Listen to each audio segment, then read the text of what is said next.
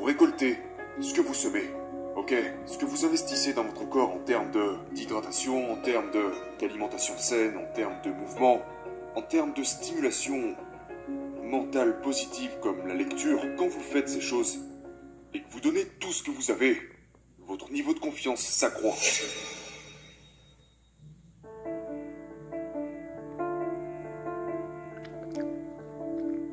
Vous devez comprendre, les gars, que la confiance n'est pas quelque chose qui... Et je dis ça depuis tellement longtemps. J'ai consacré tellement d'années de ma vie à faire passer ce message. Mais il ne s'enregistre toujours pas dans la tête de beaucoup de gens. D'accord? Et je veux faire de ce message quelque chose que vous ne pourrez plus jamais oublier. Vous devez comprendre, maintenant, que si vous attendez de vous sentir naturellement confiant, et que vous regardez les autres et vous voyez... Oh!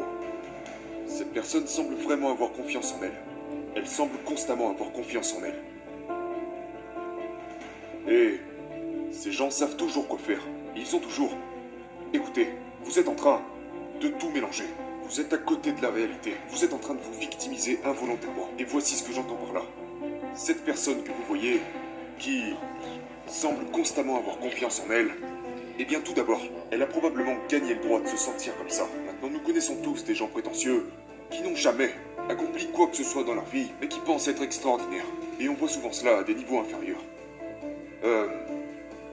Et généralement, les gens qui pensent tout savoir et qui pensent être géniaux n'ont rien à voir avec ça dans la réalité. Ce sont, vous savez, les gens qui pensent qu'ils en savent le plus. Nous parlons ici de l'effet Dunning-Kruger. Si vous cherchez sur Google, vous verrez ce que c'est.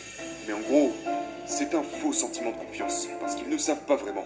Et aujourd'hui, on voit beaucoup de gens comme ça dans la société. Vous savez, nous voyons beaucoup de gens parler au sujet de choses dont ils n'ont aucune putain d'idée.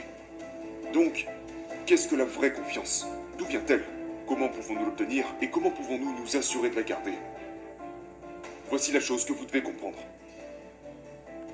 Lorsque vous faites tout ce que vous pouvez, quand vous faites littéralement tout ce qui est en votre pouvoir, et que vous faites vraiment tout ce que vous pouvez, vous n'avez pas d'autre possibilité que d'être amené à avoir confiance en vous.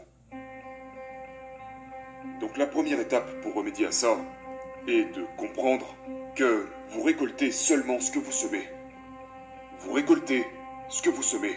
Ok, ce que vous investissez dans votre corps en termes d'hydratation, en termes d'alimentation saine, en termes de mouvement, en termes de stimulation mentale positive comme la lecture, quand vous faites ces choses et que vous donnez tout ce que vous avez, votre niveau de confiance s'accroît. Mais le point que j'essaye de faire valoir ici est que si vous ne vous rendez jamais compte que vous récoltez ce que vous semez, vous êtes ensuite surpris que lorsque vous semez de la négativité, que vous buvez de l'alcool, que vous ne vous entraînez pas, que vous passez votre temps sur un canapé et que vous semez toutes ces autres choses, vous êtes ensuite surpris de récolter de la merde. Vous ne devriez pas être surpris. Ok, vous récupérez simplement le fruit de vos investissements. Et donc, quand nous pensons à ce qu'il se passe dans le monde, quand nous pensons à l'étendue de ce chaos, à cette montagne d'incertitude et à toute cette frustration qui est gigantesque, nous devons aussi nous rappeler que pour minimiser ça dans notre propre vie, nous devons prendre soin de nous-mêmes. Nous devons prendre soin de notre cerveau. Nous devons prendre soin de notre corps. Donc, laissez cette idée sur le pas de la porte que vous pouvez... vous savez, moi-même, ou disons quelqu'un comme David Goggins, ou ils vous diront la même chose. Les gens mentent, les gens prétendent. Tous ces gens qui laissent paraître une impression de confiance et de certitude, ils mentent. Ils rentrent chez eux le soir et ils ont plein de problèmes. Ils rentrent chez eux le soir et ils ont des difficultés. Ils ont des doutes. Ils ont ces sentiments d'anxiété exactement comme vous. Toutes ces choses que vous avez, ils les ont.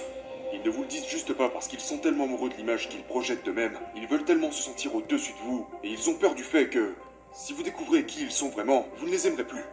La vérité, c'est que vous les aimerez plus. Parce qu'ils sont plus comme vous.